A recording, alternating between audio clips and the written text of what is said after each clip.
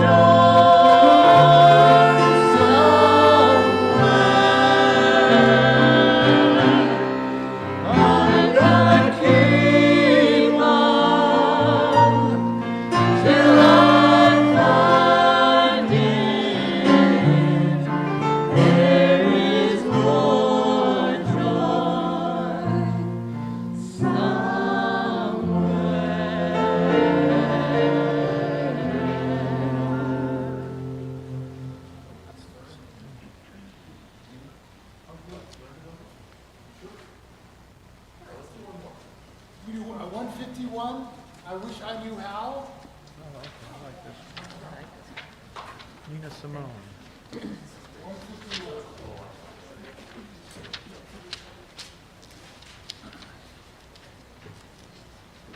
What? 51. Oh. I wonder why 161 didn't look like the right song.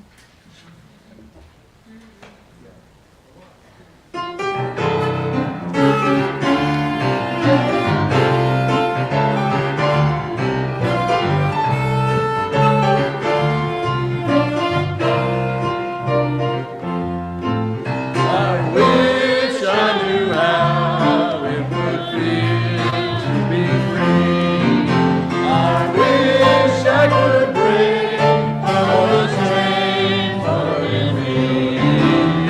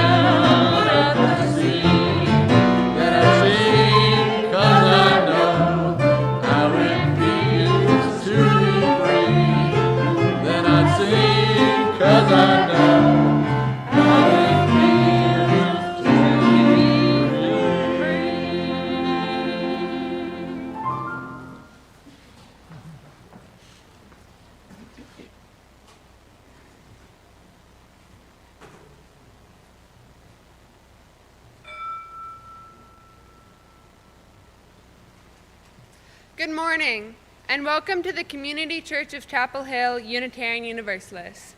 My name is Avis Lavender, and I am an Inch Leadership Intern on the Worship Associates Ministry here at the church. Our minister is Reverend Thom Belote. I especially want to welcome any visitors or newcomers to our church and call your attention to a special notice for you. Welcome guests and newcomers on the back side of your order of service. I would also like to welcome those of you attending online and note the hymn and lyrics and all elements and text of the service will be displayed on the live stream. For the complete order of service, including weekly announcements, scheduling, and upcoming events, the link is in this morning's email and on the church homepage. Whoever you are, whomever you love, however you have arrived at this beloved place, you are welcome here. I want to mention a few things to keep in mind. Today is a multi-gen service, so we are welcoming the children from RE to join us today. As of January 8th, the church is making an adjustment to the masking policy. The first service will be mask mandatory, and the second will be mask optional. We hope you will attend the service that accommodates your personal masking choices. Masking will still be mandatory for all RE programs and those participating at this time. The in-person social hour in the Jones Building and Cass Courtyard remain mask optional, as are all other outdoor spaces. Thank you all for continuing to make our congregation welcoming to those with fragile health and compromised immunity. The in-person Sunday social will be held immediately following the service. The online Sunday social is hosted by Rachel Rose and will be held at 1 p.m. The Zoom link is in the weekly announcements and the Sunday morning email. Please turn off or silence any cell phones during the service to maintain a worshipful experience. Today's Within These Walls is presented by Mary LeMay. Thank you.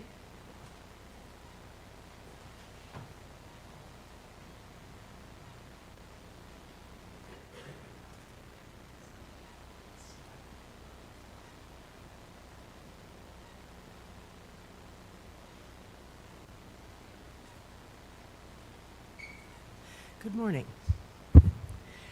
My name is Mary LeMay, and I am a member of the church's Caring Ministry. Have you received a card from the Caring Ministry after you or a family member has been ill?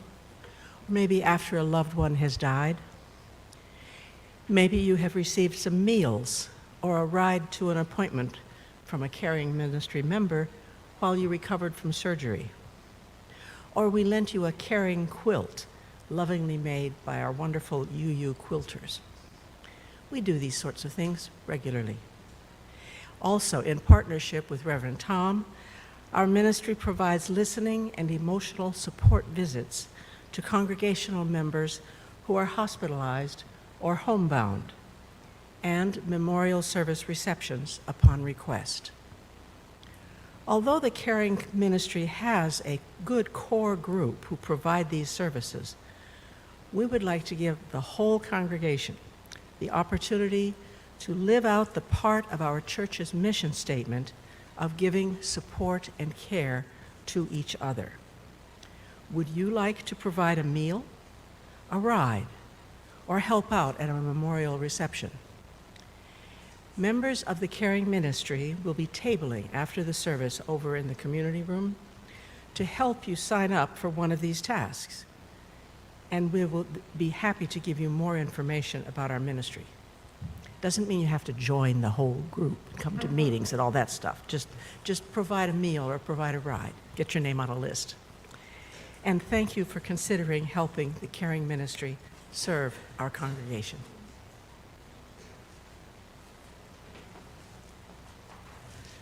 Please stand, embody your spirit for our opening hymn, number 153, Oh, I Woke Up This Morning. You will find this in your gray hymnal.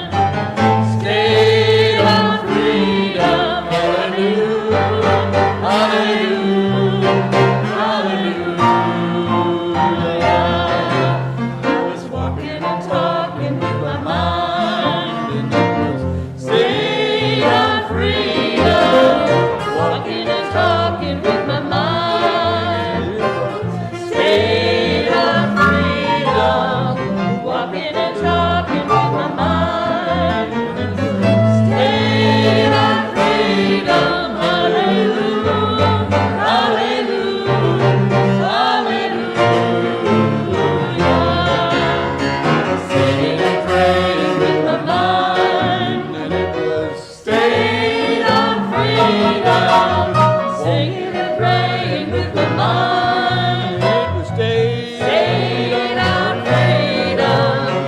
Singing and praying with my mind. and it was stayed. Stayed on freedom. Hallelujah. Hallelujah. Hallelujah. Hallelujah. Oh, I woke up this morning with my mind. And it was stayed. Stayed on freedom. Woke up this morning with my mind. And it was stayed. Stayed on freedom. Woke up this morning with my mind. And it was Stayed on freedom. Hallelujah. hallelujah. Hallelujah.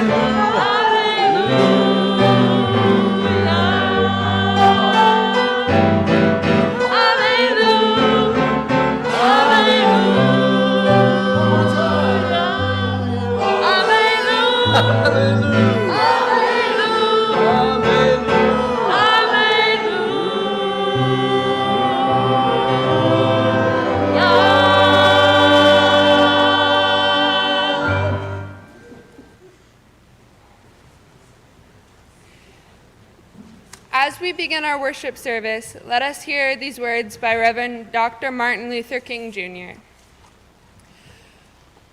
We are caught in an inescapable network of mutuality, tied to a single garment of destiny. Injustice everywhere is a threat to justice everywhere. There are some things in our social system to which all of us ought to be maladjusted. Hatred and bitterness can never cure the disease of fear. Only love can do that. We must evolve for all human conflict a method which rejects revenge, aggression, and retaliation. The foundation of such a method is love. We must pursue peaceful ends through peaceful means. We shall hew out of a mountain of despair a stone of hope. Come, let us worship together. You will find the words for our chalice lighting in your order of service. If you wish to do so, please join me in reading them. We light this chalice to celebrate Unitarian Universalism. This is the church of the open mind. This is the church of loving heart. This is the church of the helping hands.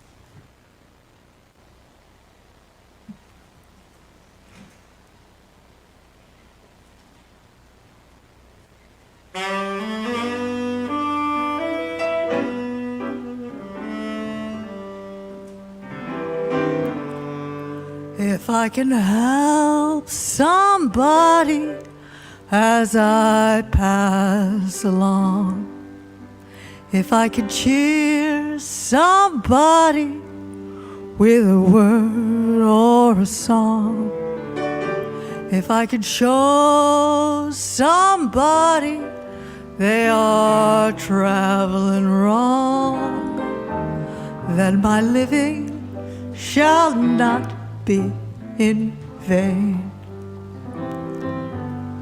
Then my living shall not, if I can help my duty as a person ought, if I can bring back beauty to a world upright, if I can spread love's message that the Master's taught, then my living shall not be in vain. Then my living shall not be in vain. No, my living shall not be in vain. If I can help somebody as I pass along, then my living shall not be in vain.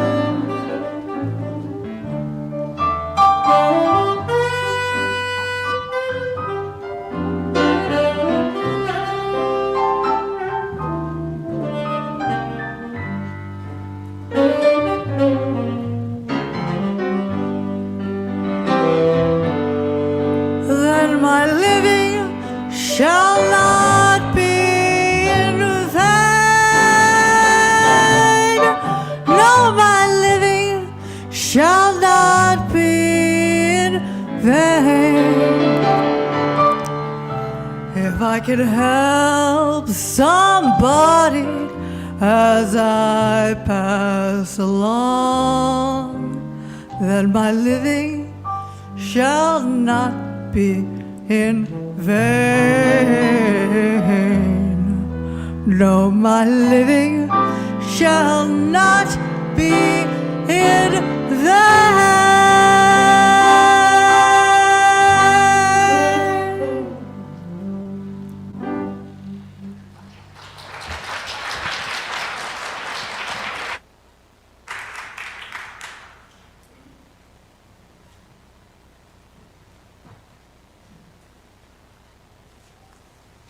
Good morning. My name is Marion Hirsch, and I am the Director of Religious Education here at the Community Church. And I wish you a very happy Dr. Martin Luther King happy birthday. Today is his birthday. When we celebrate his birthday and the national holiday tomorrow, we don't just celebrate his life as a leader, although it is very important. We also celebrate the hundreds of thousands of Black people in the South and throughout the country who worked with him to fight segregation in every town. When Reverend Thom and I were talking about this Sunday, we thought we would like to lift up some stories. And the stories we wanted to lift up were stories about children and young people. The children and young people who made the civil rights movement happen.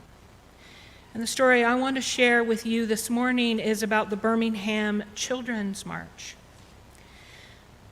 So the thing that you have to understand about the civil rights movement and all movements for justice is that they are based on disruption. When the world is unjust, things don't change unless there is intense disruption. Things have to be extremely uncomfortable for things to change. And the way the civil rights movement worked was that in town after town after town, thousands and thousands of people took to the streets and to the picket lines and protested and were involved in nonviolent demonstration and were jailed. And this was hard work, and it was extremely disruptive, because when people are supporting injustice, as many of the white people in this country were, they were not going to change unless things were disrupted. So 60 years ago this year in Birmingham, Alabama, which was one of, or maybe the most segregated town in the South, with the most vicious white political leaders, the strongest Ku Klux Klan. The civil rights leaders of that town invited Dr. King, and the Black people of that town decided that they were going to try to desegregate Birmingham with a huge, huge disruption. They were going to put thousands of people in the streets. They were going to have people arrested. They were going to make a big noise. But the white leaders of Birmingham did not want this disruption. They did not want the national spotlight shining on their town. They just wanted to continue with business as usual. And so they plotted a way to try to make it so that this wouldn't happen. And their plot was they were going to make it illegal to march. And if you marched, you were put in jail. But you weren't put in jail for 5 or 6 days. You were going to be put in jail for 6 months. And the only way you could get out was to pay a huge fine, which the poor Black people of Birmingham did not have, and the civil rights leaders did not have a bail fund. So they were getting ready to organize this big protest, and some people had already been jailed, including Dr. King, and they were asking for volunteers in a big church meeting, and they said, "Who will volunteer to be arrested? Who will volunteer to march?" And one after another, people said, "I can't do that. I can't march and be arrested and be in jail for 6 months because I have children to feed. I'll lose my job, I'll lose my house, we'll lose our car." Few people raised their hands. And there was sort of a silence. And the civil rights leaders thought, we're just not going to be able, this is not going to work here in Birmingham. And Dr. King thought, I'm going to have to go somewhere else. It's not going to work here. And then all of a sudden, the kids, the teenagers and children who were attending these meetings and learning about the civil rights movement, black children, raised their hands and they said, we volunteer to march. We volunteer to be jailed. We volunteer to be arrested. And of course the parents, what did they say? No way, right? Any self-respecting parent in this room, would you let your child be arrested? Would the leaders, even Dr. King, they're like, I don't think this is such a good idea. I mean, this is a very vicious town, very vicious police. Terrible things could happen to these children. And they said, no, we want to do it.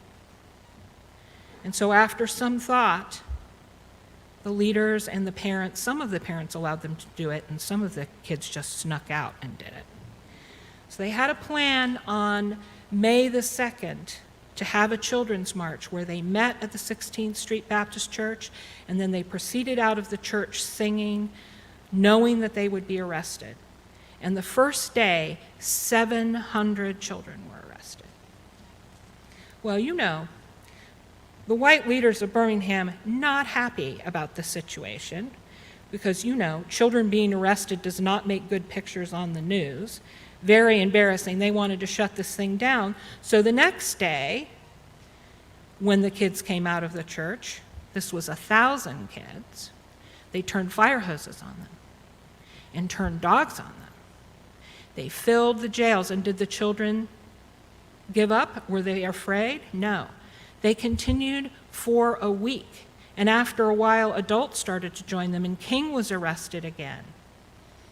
And finally, the white leaders of Birmingham they negotiated. They said, if you will stop this, we will desegregate this town. And King said, that is okay, but you have to let me out of jail, and you have to let all of these children out of jail. And so that's what happened.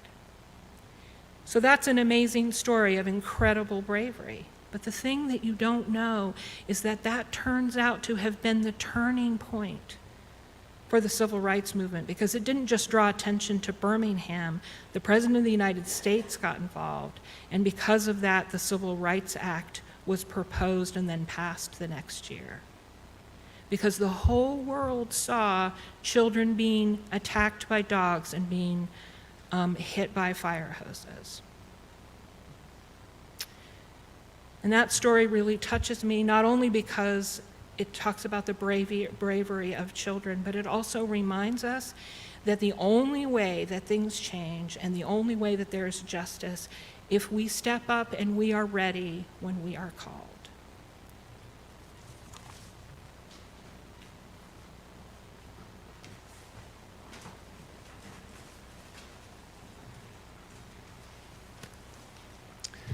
Thank you, Marion. We are going to sing another hymn. We are going to sing number 149, Lift Every Voice and Sing. And this is the African American national anthem. And so as we sing it, I invite us to sing it with a lot of enthusiasm and with seriousness as well. So I invite you to rise and join in singing 149.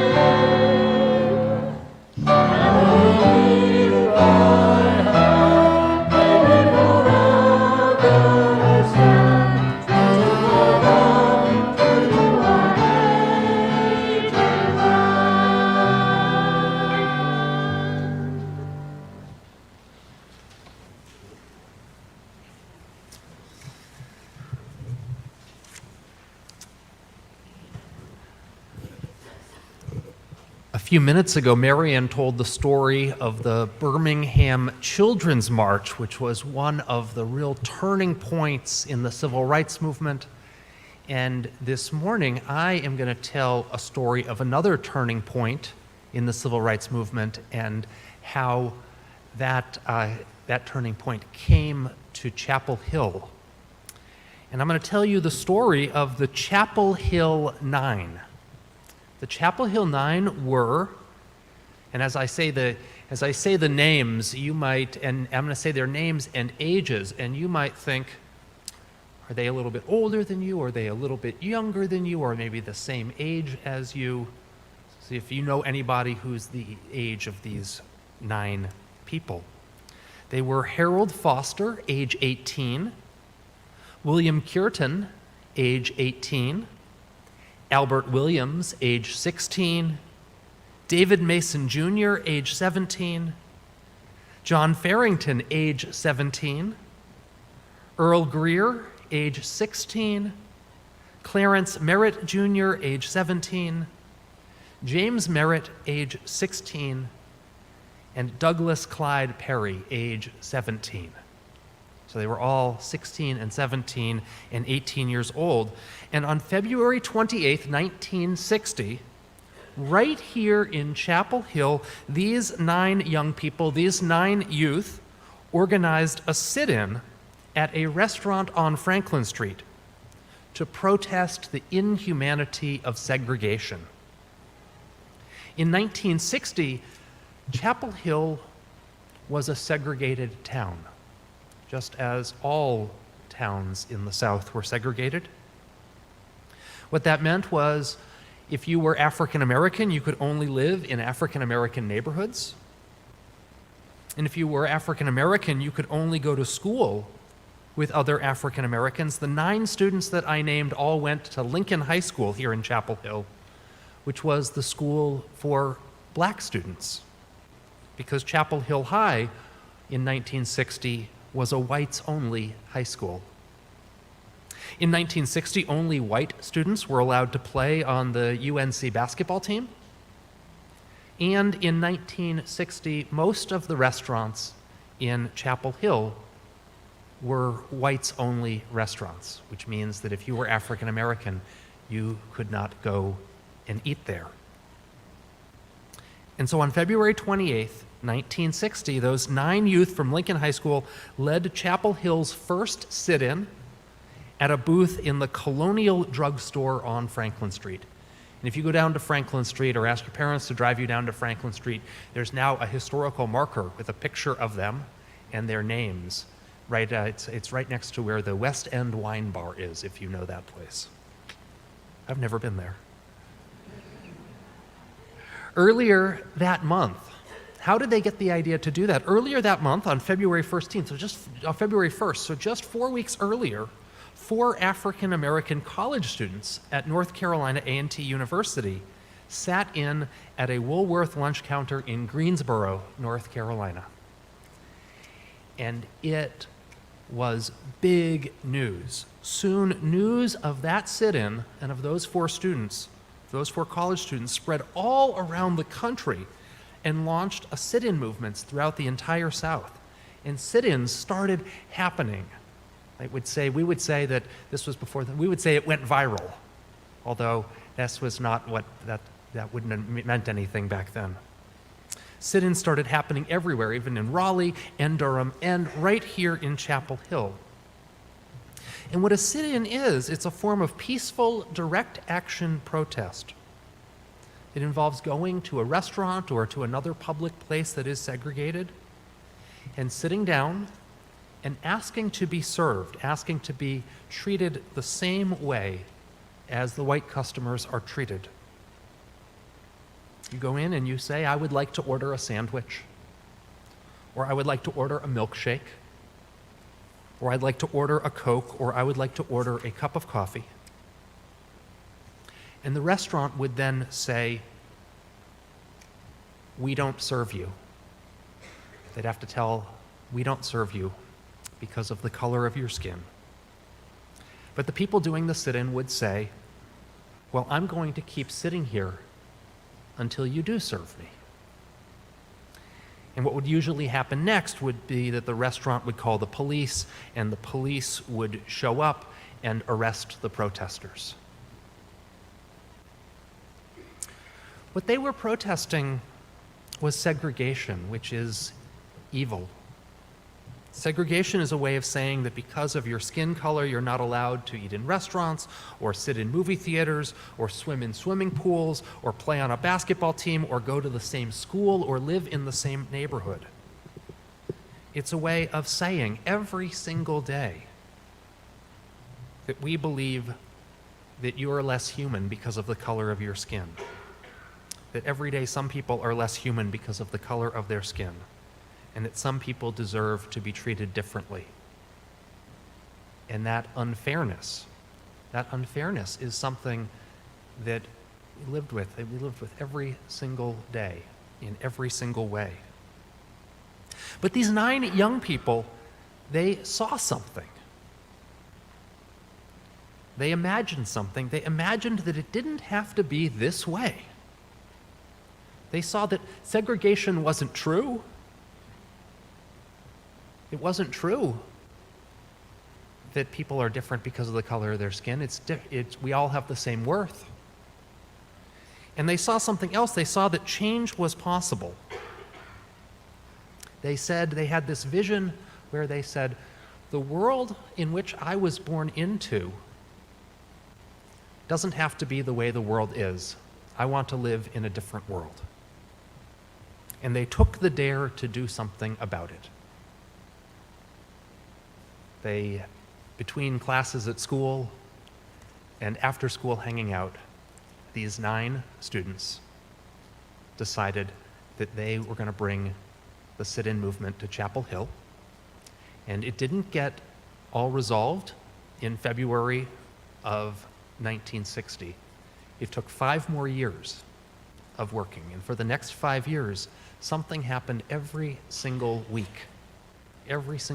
for 5 years. But at the end of those 5 years, Chapel Hill was changed. And it all began in Chapel Hill with those 9 high school students. I'm going to invite Avis, and I asked Avis during, right before we sang the last hymn, I asked Avis how old she was, and she said 17, so the same age as all those, as those 9 students. Avis, would you introduce the offering for us this morning? Freely have we received gifts that minister to our needs of body and spirit. Gladly we bring to our church and its wide concerns a portion of this bounty. If you wish to donate online, information is on the church website. Now we will receive the morning offering.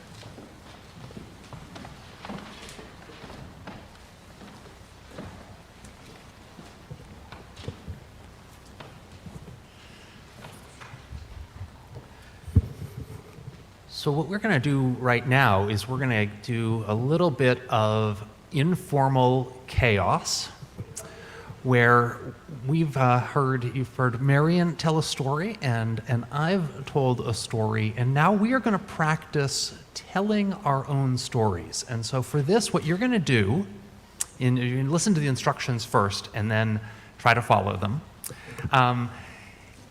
You're going to team up with someone, you're going to find one other person to talk to, and ideally it should be somebody who you don't know, or somebody who is of a different generation than you are. That's the goal.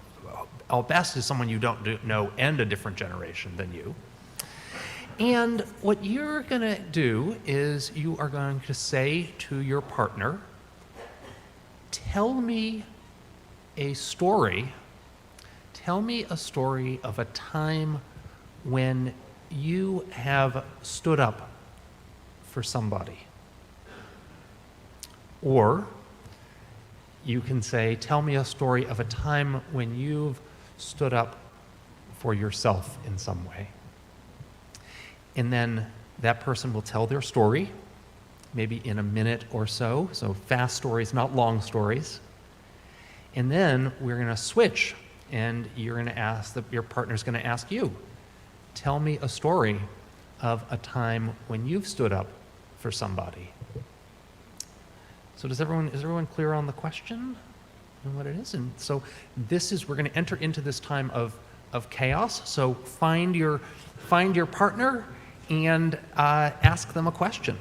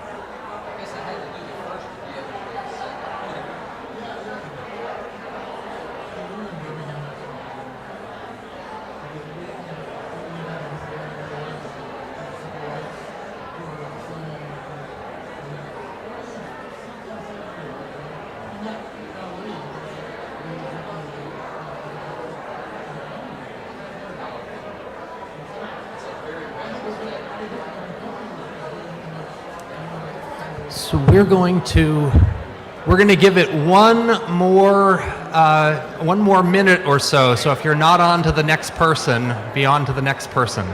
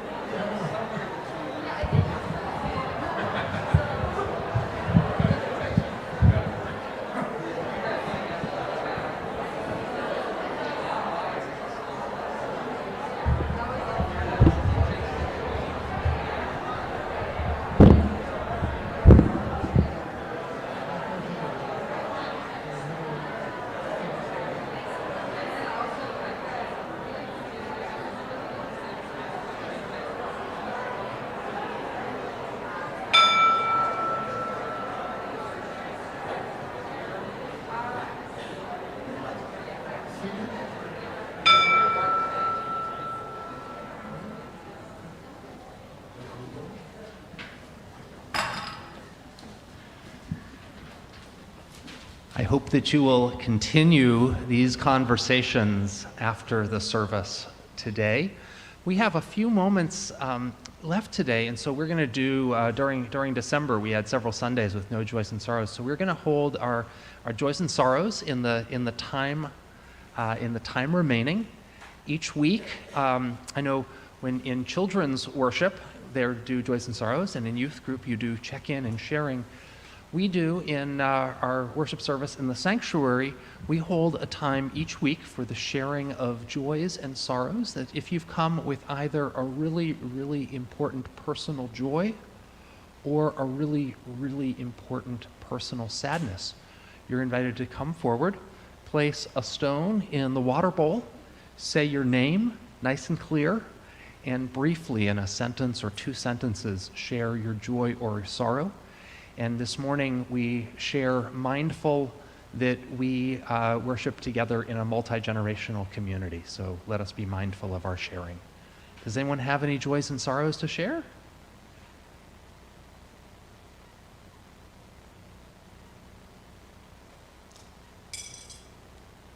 My name is Joelle Bourgeois, and I have I'll call it a sweet joy. It's about my son Elijah. He's not here, so I can talk about him.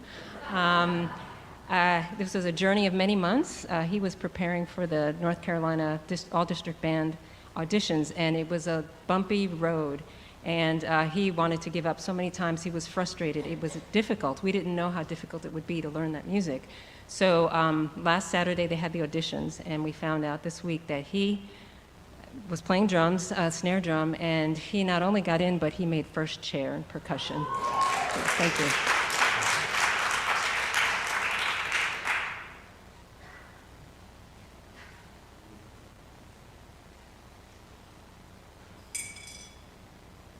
My name is Upton, and I have a joy that we're getting a dog. That's interesting. I guess that's public now. We hadn't fully decided, but I'm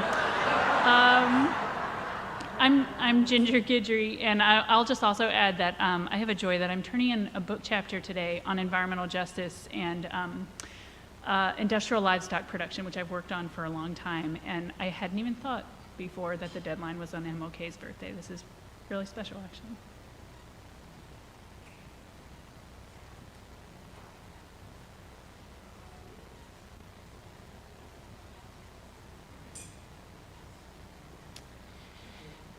Today is Charlie Cass' birthday, and I'm really missing him today.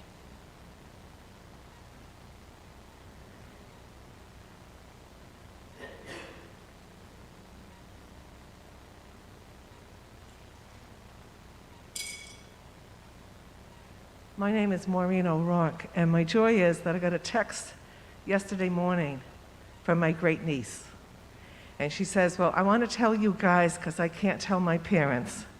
But she said Friday night, for the first time, she kissed a woman.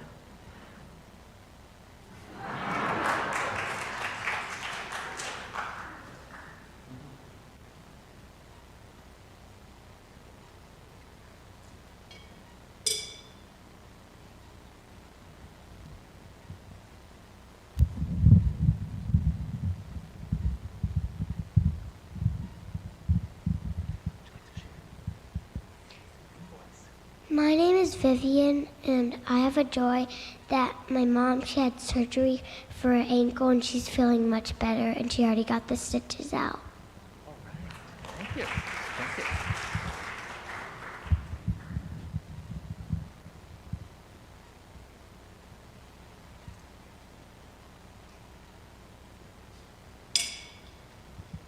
Do you want to share Charlie? A big voice. My name is Charlie, and I'm excited because on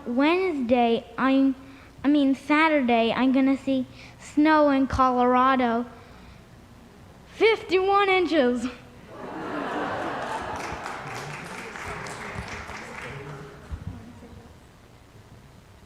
What? I'm excited about being on the airplane because I haven't flown since I was 2.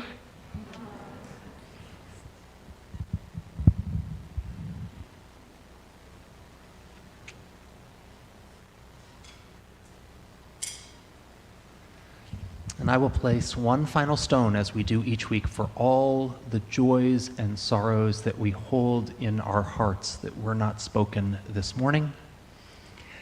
Let's end our service on a joyful note. Our closing hymn is This Little Light of Mine, number 118, and I invite you to sing it out nice and loud. I invite you to rise in body or in spirit as we sing.